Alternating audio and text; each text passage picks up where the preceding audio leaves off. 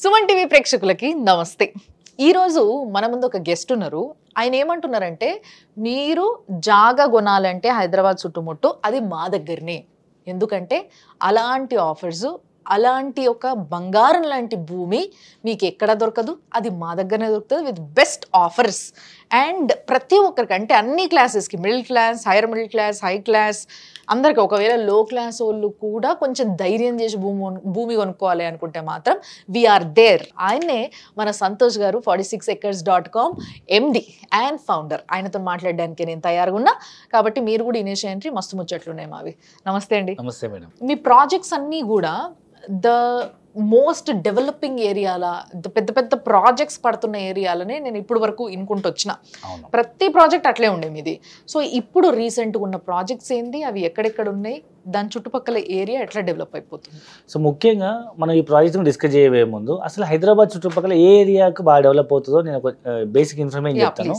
So ముఖ్యంగా మనం ఇక్కడ ల్యాండ్ ఇన్వెస్ట్మెంట్ చేయాలంటే ఏ హైవే, ఇప్పుడు సపోజ్ హైదరాబాద్ చుట్టుపక్కల ఒక 10 రకాల హైవేస్ ఉన్నాయి. Like Bengaluru highway, Vijayawada highway, Mumbai highway, Karimnagar highway, Warangal highway, ఎన్నో హైవేస్ ఉన్నాయి కదా.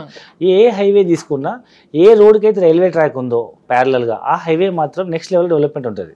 ఫస్ట్ థింగ్ గుర్తుపెట్టుకోవాల్సింది. సో ఇప్పుడు హైదరాబాద్ చుట్టుపక్కల చూస్తే మనకు 3 హైవేస్ కి మనకు రైల్వే ట్రాక్ ఫెసిలిటీ ఉంది.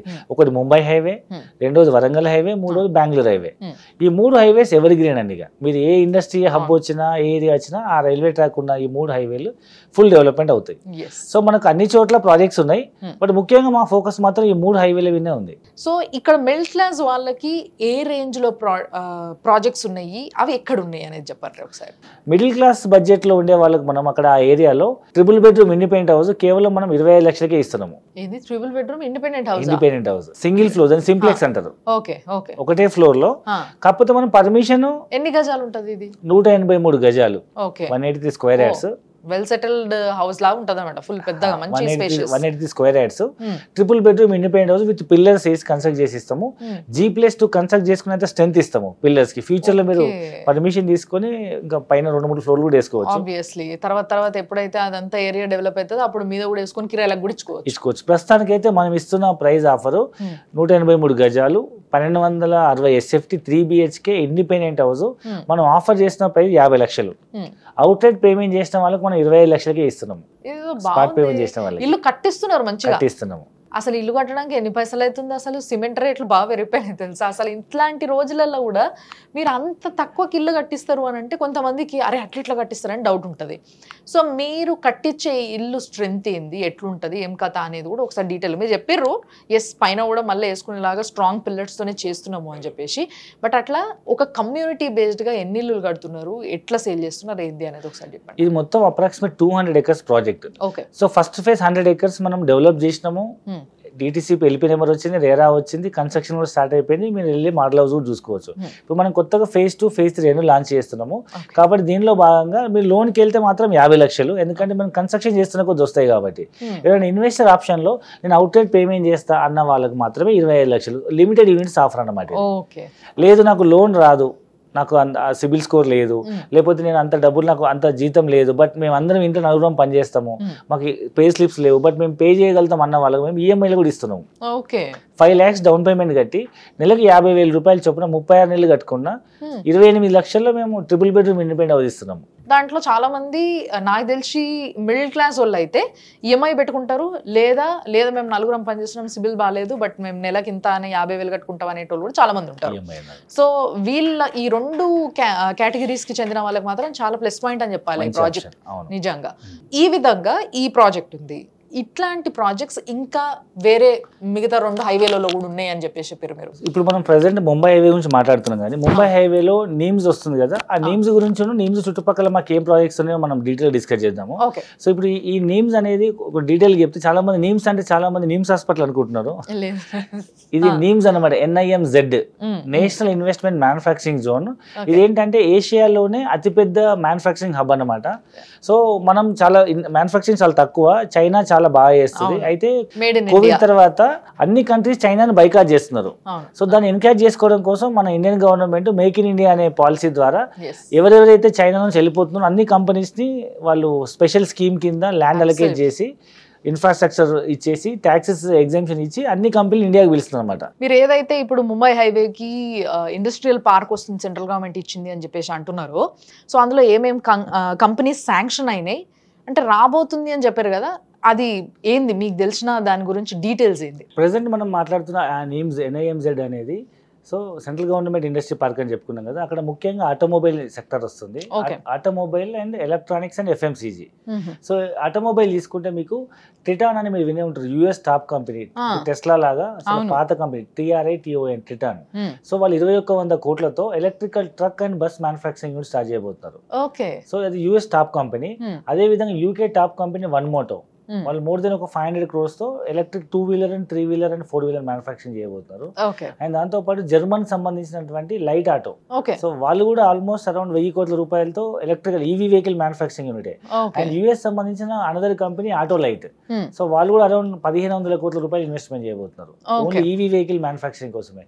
దాంతో పాటు మన ఆర్మీకి సంబంధించిన DRDO డిఫెన్స్ వెహికల్ మ్యానుఫ్యాక్చరింగ్ వాళ్ళు ఆర్మీ వెహికల్ మ్యానుఫ్యాక్చరింగ్ కోసం సుమారు 1,000 కోట్ల రూపాయలు ఇన్వెస్ట్మెంట్ చేస్తున్నారు.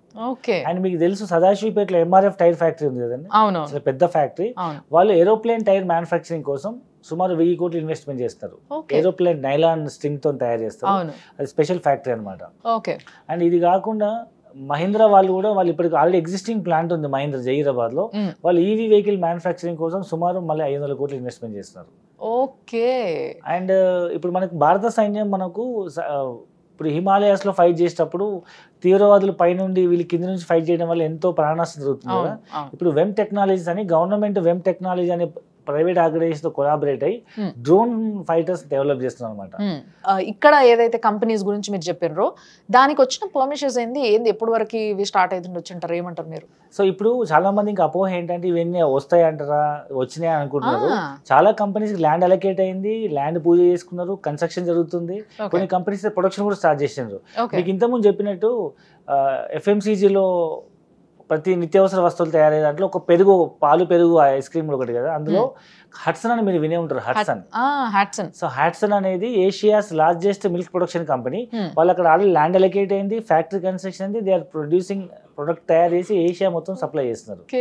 ఆ ఒక్క ఫ్యాక్టరీ రావడం వల్ల చుట్టుపక్కల గ్రామాల్లో చాలా మంది మన పాడి పరిశ్రమ డెవలప్ అయిపోయి ఒక్కొక్కరు 5 నుంచి 10 గేదెలు తీసుకొని వాళ్ళు పాలు మిల్క్ సప్లై చేస్తున్నారు. సో FMCGలో అదొకటి అయితే, ఆటోమొబైల్ మీకు చెప్పాను, ఎలక్ట్రానిక్ రంగం తీసుకుంటే మీకు 24,000 కోట్లతో ఇప్పటివరకు వచ్చిన అతిపెద్ద పెట్టుబడి రాజేష్ ఎక్స్పోర్ట్స్ అని. ఇప్పుడు ప్రజెంట్ వాళ్ళు బెంజ్ కార్లకి టచ్ స్క్రీన్ సప్లై చేస్తున్నారు, వాళ్ళు ఇప్పుడు ఆమ్లాయ్ డిస్ప్లే డెవలప్ చేయడానికి. అది ఎట్లా ఉంటుంది అంటే ఇప్పుడు ప్రజెంట్ మనం ఓన్లీ మొబైల్స్ లో వాడుతున్నాము, ఫ్యూచర్ లో మన టీవీలు, మన ఫ్రిడ్జ్లకి మనం వాడుతున్న ల్యాప్టాప్స్, సిస్టమ్స్, సో ఇవన్నీ వచ్చినప్పుడు మీరు ఇమాజిన్ చేయండి. ఇప్పుడు there are 2 types of mentalities అండి, కస్టమర్ మెంటాలిటీ, ఇన్వెస్టర్ మెంటాలిటీ. అన్ని వచ్చిన తర్వాత నా కళ్ళతో చూసి నమ్మితేనే కొంటా అనే వాళ్ళు కస్టమర్స్, మాలాంటి ఎక్స్పర్ట్ చెప్పినప్పుడు ముందు చూపుతో వినిపోయి కొనుక్కునే వాళ్ళు ఇన్వెస్టర్స్. ముందు కొన్న వాళ్ళు ఇన్వెస్టర్స్, అన్ని వచ్చిన తర్వాత కొన్న వాళ్ళు కస్టమర్స్. సో ఇప్పుడు మీరే డిసైడ్ అంటే మీరు కస్టమర్స్ అవుతారా ఇన్వెస్టర్స్ అవుతారా అనేది సంతోష్ గారు. దీనికి ఒక బెస్ట్ ఎగ్జాంపుల్ ఏంటంటే ఢిల్లీ దగ్గర నోయిడా గురుగాం చెప్పొచ్చు. సేమ్ గురుగాము ఒక 15-20 సంవత్సరాల క్రితము Noida Gurgaon industry park propose అయినప్పుడు చాలా మంది ఏమన్నారంటే ఢిల్లీ ఎక్కడ ఉంది, నోయిడా గురుగాం ఎక్కడ ఉంది, 100 కిలోమీటర్. ఈ రోజు నోయిడా చూస్తే అసలు ఢిల్లీలో ఎవరు ఉంటారు, అందరూ నోయిడాలోనే షిఫ్ట్ అయిపోతున్నారు. సేమ్ అదే విధంగా ఇప్పుడు హైదరాబాద్ దగ్గరలో ఉన్న జహీరాబాద్ కూడా అదే విధంగా అవబోతుంది. ఇన్ని అడ్వాంటేజెస్, ఇంత వర్క్, ఇంత ఇన్వెస్ట్మెంట్ ఎందుకు ముంబై హైవే పైనే వస్తుంది అని అంటారు మీ ఉద్దేశం ప్రకారం? మీరు ఎట్లా ఇదంతా స్టడీ చేస్తారు కాబట్టి అడుగుతున్నా. ఆయన స్పెసిఫిక్ గా జహీరాబాద్ లో ఎందుకు వస్తుందో చెప్తా. Exactly. So actual Mumbai highway మీద ఎందుకు వస్తుందంటే, ముంబై హైవే అనేది 2 ఈస్ట్ కోస్ట్ కారిడార్లను కలిపే ఒక బిజినెస్ రోడ్ అనమాట. So which connects 2 ports. East లో ఉన్న వైజాగ్ పోర్ట్ ని, వెస్ట్ లో ఉన్న ముంబై పోర్ట్, 2 ports ని కలిపే కనెక్టివిటీ రోడే Mumbai highway. It's called NH65. అయితే ఉత్తర భారతదేశంలో కానీ దక్షిణ భారతదేశంలో కానీ ఏ వస్తువు తయారవ్వాలన్నా మనకు రా మెటీరియల్ రావాలి. అయితే మనం తయారు చేసిన వస్తువు ఎక్స్పోర్ట్ అవ్వాలంటే the cheapest transport is shipping, సముద్ర మార్గం ద్వారా వెళ్ళాలి. సో అది వెళ్ళాలంటే ఈ రోడ్ ఎక్కాల్సిందే. ఏదైనా ముంబై పోర్ట్, ఏషియన్ కంట్రీస్కి వెళ్ళాలంటే వైజాగ్ పోర్ట్ ఎక్కాలి, ఒకవేళ యూరోప్ కంట్రీస్కి వెళ్ళాలంటే ముంబై పోర్ట్ ఎక్కాలి. అండ్ జహీరాబాద్ లో ఎందుకు స్పెసిఫిక్ వస్తుందంటే, మీరు ఒక ఇల్లు కొనాలన్నా, అట్లీస్ట్ ఇల్లు రెంట్ కొనాలన్నా ఫస్ట్ ఏం చూస్తారు చెప్పండి? వాటర్ లేకపోతే వాటర్ ప్రాబ్లం ఉందా అడుగుతారు. మిగతా సెకండరీ. ఒకటి ట్రాన్స్పోర్టేషన్ ఉండాలి, రెండోది వాటర్ ఉండాలి. సో ఆ వాటర్ అనేది మనం ట్రాన్స్పోర్టేషన్ డిస్కస్ చేసినాం, వాటర్ గురించి డిస్కస్ చేస్తే ఇల్లు గడవాలన్నా ఆఫీస్ గడవాలన్నా ఫ్యాక్టరీ వాటర్ లేకపోతే నడవదు. సో హైదరాబాద్ చుట్టుపక్కల ఎక్కడ కూడా వాటర్ రిసోర్స్ లేదు, నేచురల్ వాటర్ రిసోర్స్ లేదు except Zaheerabad.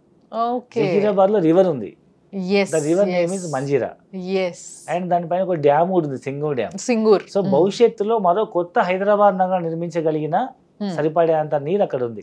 Absolutely right, very nice. చాలా అంటే ఎంతో స్టడీ చేసి చాలా నాలెడ్జ్ ని కూడా షేర్ చేస్తున్నారు మీరు. So thanks a lot for that.